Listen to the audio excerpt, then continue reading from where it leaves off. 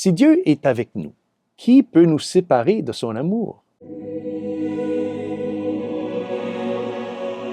Le diable règne souvent sur le monde à l'aide de 3 armes. D'abord la calomnie, ensuite la tromperie et, bien sûr, la peur.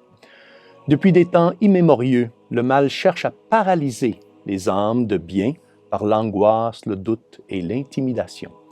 Mais aujourd'hui, la parole de Dieu nous adresse un message clair lorsqu'il nous dit « N'ayez pas peur ». Au nom du Père et du Fils et du Saint-Esprit, Amen. Chers frères et sœurs, Salve Maria et bienvenue au commentaire de l'Évangile pour ce dimanche. Pour conquérir et dominer le monde, le diable utilise souvent des stratégies qui s'appuient sur une triade de pièges spirituels. La calomnie, la tromperie et la peur.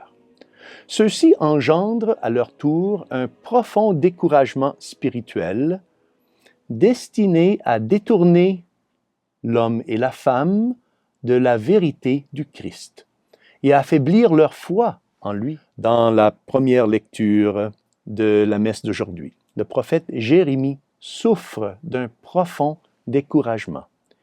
Il entend les calomnies et les mensonges proférés contre lui et tente de les dénoncer. Ces calomnies sont si fortes que même ses proches commencent à voir en lui de nombreux défauts et finissent par espérer sa chute. Le prophète Jérémie va et s'exclame « J'entends les calomnies de la foule. Dénoncez-le, allons le dénoncer. » La calomnie, frères et sœurs, et les murmures dans le dos de quelqu'un sont toujours l'œuvre du diable. Ils sèment la confusion et la peur. Ils détruisent les âmes par de mauvais mensonges et des accusations fausses. Le diable agit souvent comme un prédateur qui assombrit tout autour de lui afin de mieux capturer sa proie. Combien de personnes vivent aujourd'hui dans la peur? La peur du jugement des autres, par exemple, la peur d'être rejeté, la peur de défendre la vérité, la peur de témoigner de sa foi. Mais le prophète Jérémie nous donne la clé pour vaincre la peur lorsqu'il dit « Mais le Seigneur est avec moi, tel un guerrier redoutable. » Quand Dieu est avec nous, nous ne sommes jamais seuls. Jérémie déclare ici que tous ceux qui sont avec le Seigneur reçoivent une protection spirituelle et la confiance de n'être jamais seuls. Cela signifie que, quelle que soit l'opposition, la peur ou les circonstances difficiles auxquelles vous êtes confrontés, Dieu se tient toujours à vos côtés, comme un guerrier redoutable qui mène vos combats à votre place. Dans la deuxième lecture d'aujourd'hui, Saint Paul, dans son épître aux Romains, nous rappelle une autre vérité, à savoir qu'il n'en va pas du don gratuit comme de la faute. Qu'il n'en va pas du don gratuit comme de la faute. Ce qui veut dire que le don n'est pas comparable à la faute. Le don gratuit de Dieu, sa grâce d'un côté et la désobéissance et le péché de l'autre, ne sont pas de la même nature. Oui, car le mal existe, bien sûr, le péché existe, mais la grâce de Dieu est infiniment plus forte que le péché.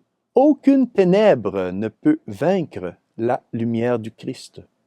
Alors que la désobéissance d'Adam a apporté le péché universel et la mort à l'humanité, l'obéissance sacrificielle du Christ a apporté un flot bien plus grand et débordant de grâce, de pardon et de vie éternelle.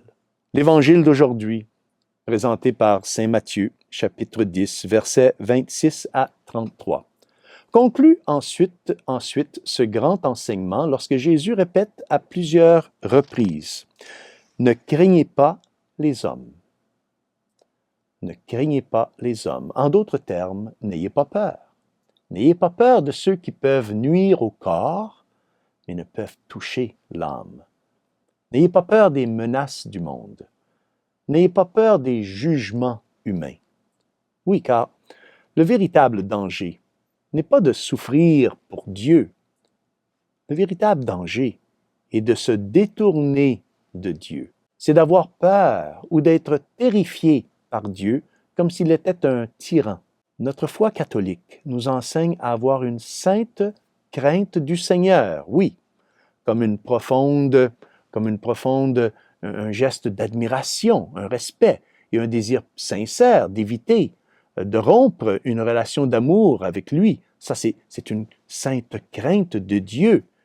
Mais notre foi catholique nous enseigne pas d'avoir peur de Dieu. Tout comme un enfant qui ne veut pas attrister son père, une bonne âme catholique devrait toujours craindre de ne jamais vouloir blesser le cœur de Jésus. C'est là la vraie sagesse. Jésus, le Seigneur, nous adresse alors ces paroles émouvantes. Quant à vous, même les cheveux de votre tête sont tous comptés. Dieu sait tout de nous. Nos luttes, nos blessures, nos larmes cachées, nos peurs silencieuses. Et ensuite il ajoute, soyez donc sans crainte. Vous valez bien plus qu'une multitude de moineaux. Quel réconfort! Nous ne sommes pas abandonnés dans ce monde. Dieu veille sur chacun de ses enfants. Alors pourquoi vivre dans la peur? Si Dieu est avec nous, qui peut nous séparer de son amour? Aujourd'hui, le Seigneur nous appelle à vivre avec courage, à ne pas avoir honte de notre foi, à proclamer l'Évangile avec confiance.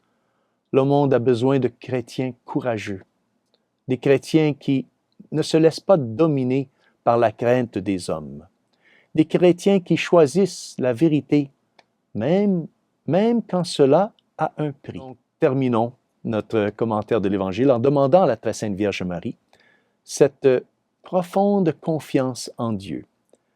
Que la Vierge Marie nous enseigne à vivre sans crainte, à marcher dans la lumière et à rester fidèle au Christ dans toutes les épreuves.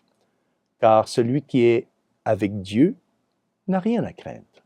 Et que Dieu Tout-Puissant vous bénisse au nom du Père et du Fils et du Saint-Esprit. Amen. Salve Maria!